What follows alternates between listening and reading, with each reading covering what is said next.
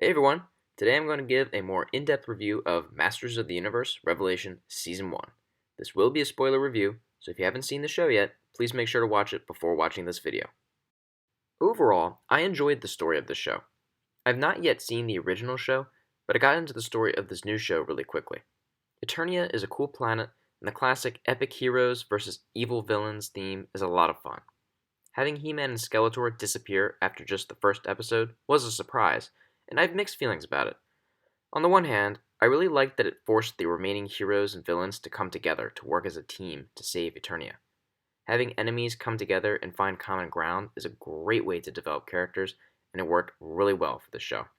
In particular, the interactions between Evelyn and Orko were interesting considering the different backgrounds the two characters come from. These two characters, who were enemies, were able to see that they weren't so different after all, and it was a satisfying story to see play out. This relationship between Orko and Evelyn paid off when Orko made his sacrifice, because the sacrifice felt so much more meaningful.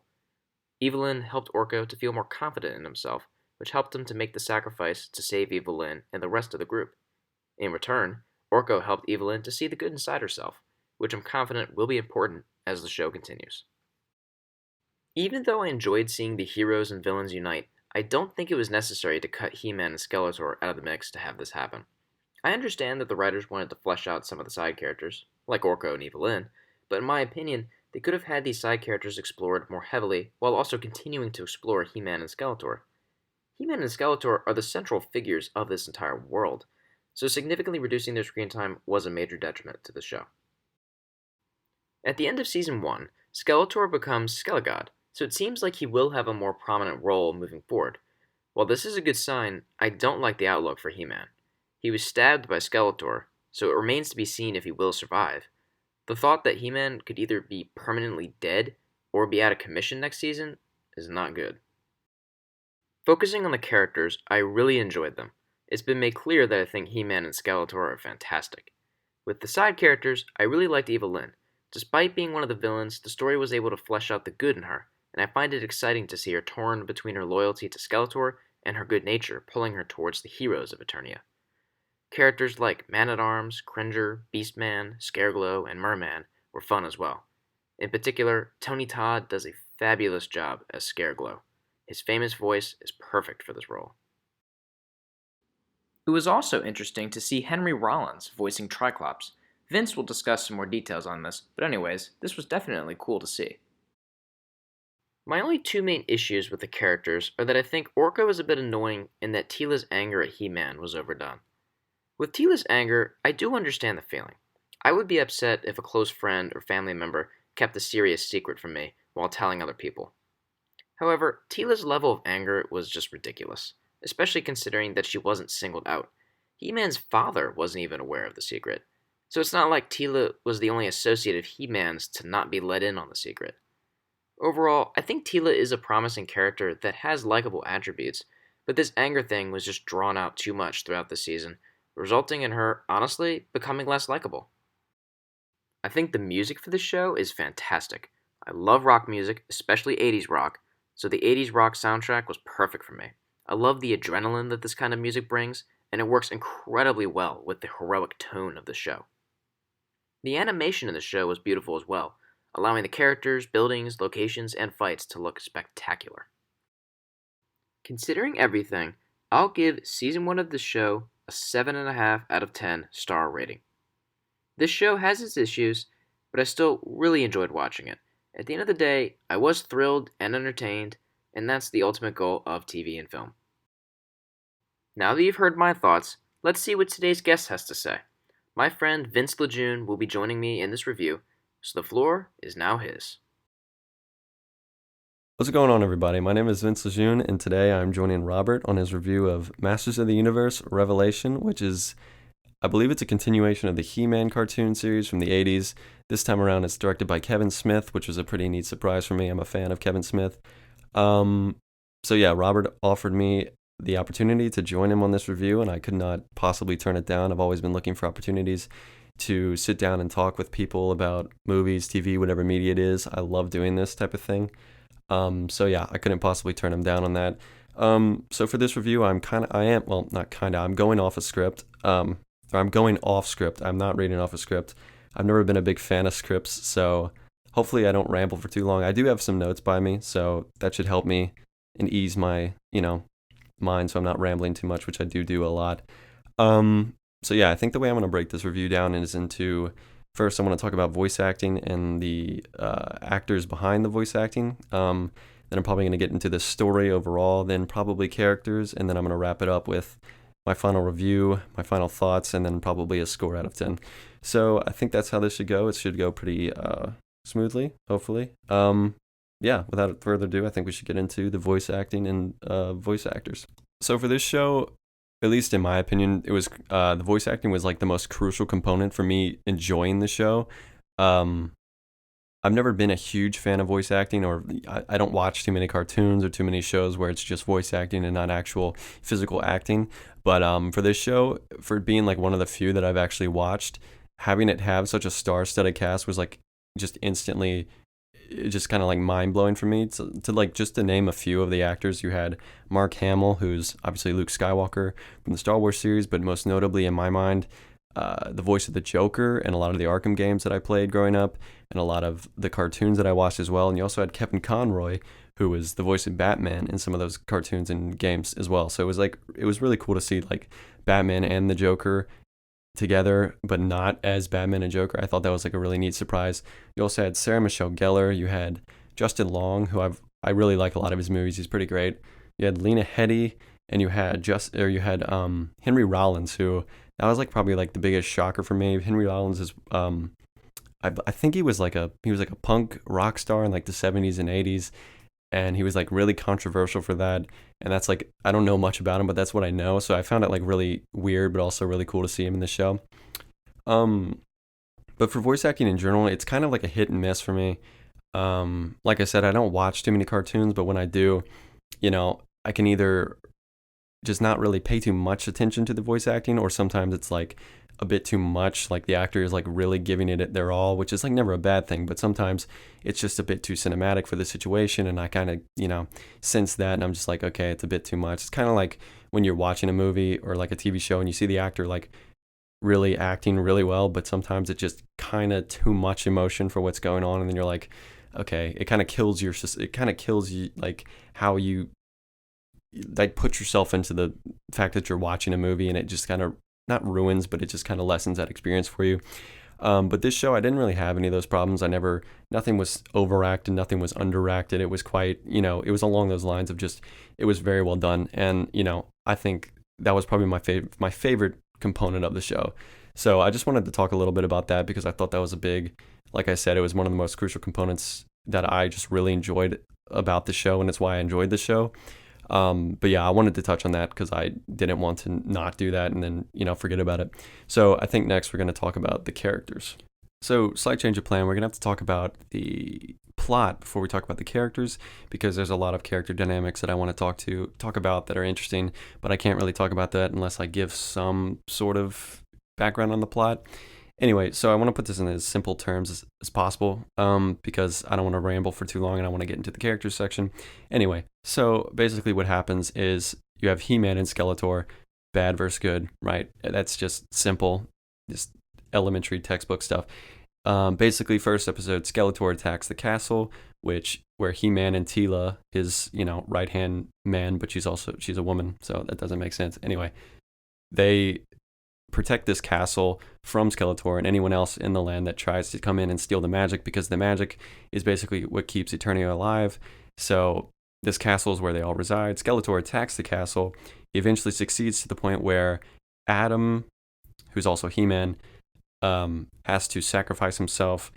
And long story short, he disappears. The sword that he has, that he always totes around everywhere, it's actually like a key to, it's like the unity between the realms in the universe or something like that. So essentially what he does is he disappears with Skeletor.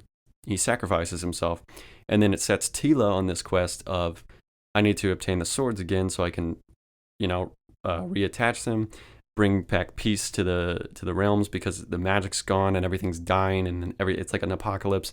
So she has to reunite the swords together and and put it all back together in order to save the universe. That's like as simple as I can put it. There's a lot more intricate details that I can get to, but I don't I think that's just kind of a waste of time, and then you wouldn't really want to watch the show. Anyway, so that's like the basic plot before I can talk about the characters. I'm about to talk about the characters and the dynamics. It's much more interesting, so let's get to that. Okay, so characters. As I mentioned, you have He-Man, but it's also Adam. Adam turns into He-Man. He summons the power from the sword. A big lightning bolt comes down in the sky, kind of like Shazam from DC. He turns into this other being, even though he's kind of like a young kid, and he gets juiced up, and he's like 7 foot tall, huge bodybuilder body. Anyway, that's how he fights Skeletor and all the other armies of evil. Then you have Teela, who Teela is actually like, she was a very interesting character. She is like the queen of the castle, or she's like an heir to the queen, or something like that, but she's like Adam's best friend, and she essentially, like I said, she's on the quest. She becomes the main character once Adam disappears after episode 1, and she kind of absorbs that spotlight for the next 5 episodes. Then you have Skeletor, like I said, big bad.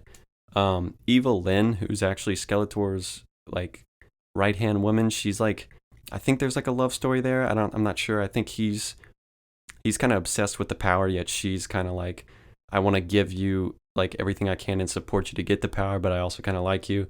He's not into that, I don't think. Anyway, that's kind of like another, it's not a very important dynamic. It gives nothing to the plot. Anyway, and then you have some side characters like Cringer, who's Adam's like cat, but it turns into like this big tiger beast when Adam transforms into He-Man. You got Orko, who's like this little comic relief elf goblin magician like character who kind of is annoying. Not gonna lie, there were many times when I was watching where I was just like, this guy's got like, and it's nothing against the voice actor, he was just doing his job, but it's just like a very obnoxious little, rat goblin voice. It's hard to listen to.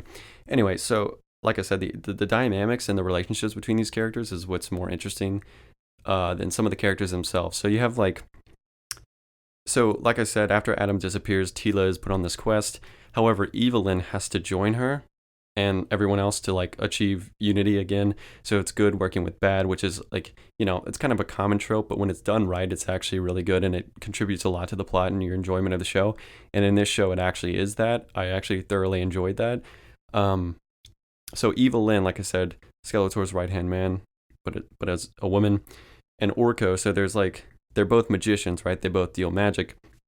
Orko's good, Evil Lynn's bad, but Evil Lynn is more, she's very, like, obviously she's still evil, but even though she's trying to help them, so she picks on Orko a lot because he's got this backstory of he was always supposed to be the best magician out of the family, but he never was, and he, that kills his confidence. So every time he casts a spell, it's not good, and it's not what he wanted it to be. So Evelyn kind of picks on him for that, but it eventually comes down to a point where they're on their own in a mission, and she basically like pep talks him through it until he can actually save them, and then he eventually sacrifices himself. So that was like a really, that was a heartfelt moment, because his whole storyline, his whole arc is like, I'm never good at anything, I'm not good at magic, and then he eventually sacrifices himself to save everyone and push them into the next section of the story. So I thought that was a really beautiful, relationship between the two. And then she came around to respecting him. And then Adam and Teela. So the whole thing about Teela is that she didn't know. It's kind of, I don't know. I kind of find that to be stupid. She didn't know that Adam was He-Man, even though she's always with He-Man at the time when she's on missions, and then she's never seen them in the same place. So I don't know how she would think that they're different people. I don't know. It's kind of stupid in my mind. I don't want to,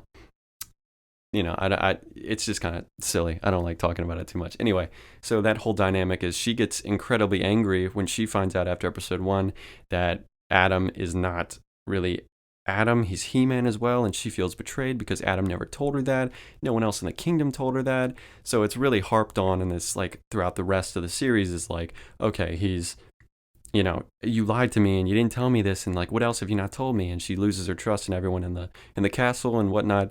So that, I think Rob said this as well. It's harped on a little bit too much, and then you get to the point where it's like, okay, you get it. You're angry at him, but like now you need to save the universe. So like, could you just like shut up and put it to the side? It's not important now. Yet she continuously she's like, I'm mad at you, and it's like, okay, I mean, you said it 10 times already. We get it. It's gotten to the point where it's a bit too much. And aside from that, I think their dynamic is it's good, right? They're best friends. They do everything together. They fight evil together. So it kind of strengthens their relationship. But then it gets crumbled when she finds out he lied to her for her protection. Anyway, it's kind of classic. And then that dynamic between Tila and Adam kind of seeps into Tila's relationship with everybody, because then she's just angry at everybody. She becomes this very, edgy teenager girl that's like incredibly angry at everyone else because they lied to her. And then that's like my biggest gripe with the show, is that specific portion of the story is just, it's too much. It's just, it's back and forth every time, and you just kind of get angry watching it. And then the final dynamic I wanted to talk about was good versus evil. Obviously, Adam and Skeletor. Like I said, I didn't know anything about this show coming in, but I knew that Adam was good and Skeletor was bad. So He-Man and Skeletor is like this relationship slash rivalry that's been going on forever. It's like classic, so it needed to be done right, and it was done really well in this story. You get thrown into it immediately, and you know how much is at stake between the two. You know how much they hate each other. You know how much Adam is committed to stopping Skeletor, and you know how much Skeletor is committed to doing bad and evil things. So I thought that was a really well done relationship. So I think that's as much as I want to say about the story and the characters. So I think we should probably just get into the final review and my score rating, which I don't know what that's going to be yet, but we're going to have to determine that. So let's get to the final closing thoughts.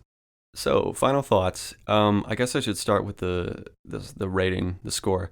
So I typically do it out of 10 when I'm watching anything, and I'll do a decimal system as well. It depends on what I'm feeling. I feel like decimals are incredibly specific, and sometimes it's hard to differentiate between a 0.2 and a 0.3, or what makes this higher, which is why I typically lean more towards just a regular number, like a 6 out of 10, 7 out of 10, whatever. But for this, it was more detailed, so I think I can actually, give a reasonable explanation for my score.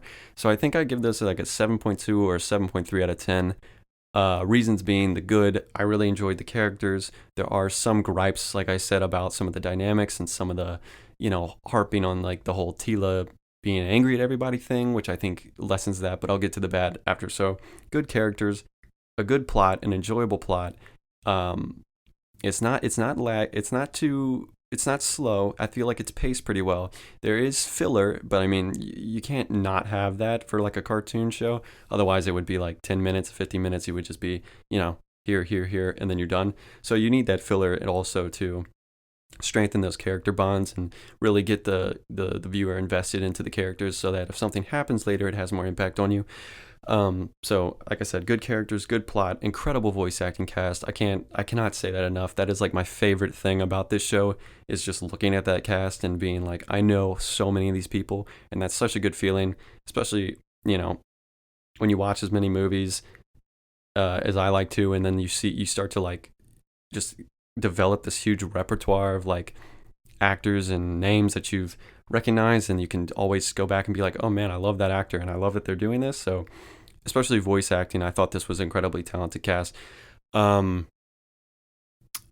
yeah, I guess you could say the lore. I do like the lore, even though I don't know much about it, and then it wasn't explained in like insane detail. And like I said, I probably should have maybe done a little bit more like background research on the lore before I watched the show. But at the same time, I feel like, knowing as little as I did, I feel like the show was able to teach me as much as it could, to the point where I was still understanding everything.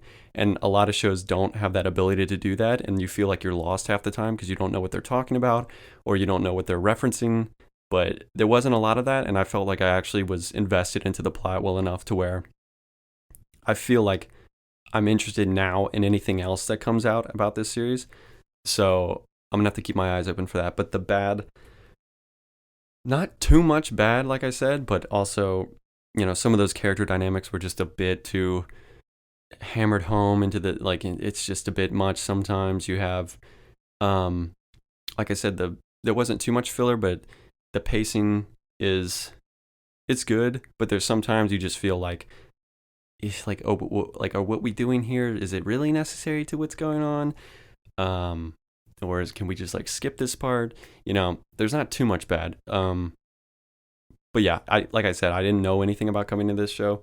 I've said that 10 times by now, jeez. But I feel like that also lessened how much I liked it because, you know, if it were something that I'd been looking forward to, then my score would probably be like an 8 or 9. But I think it's really good for this show to get like a 7 something out of me when I hadn't known anything about it. So overall, yeah, I enjoyed it. But like I said, I'm happy Rob invited me on this show / YouTube video that I could just air out my opinions on the show and whatever would happen, because I knew, like I said, I've always wanted to do this. So having the opportunity to do this and having him grant it to me, that was very cool, very nice of him. I'm very honored to be on this episode, and yeah, I'll pass it back on to Rob. Thanks for sharing your thoughts with us, Vince. It was fun hearing from you. Thank you everyone for watching this video. Let me and Vince know what you think down in the comments below. Whether you agree or disagree with the opinions in this video, please keep all discussion respectful. See y'all next time.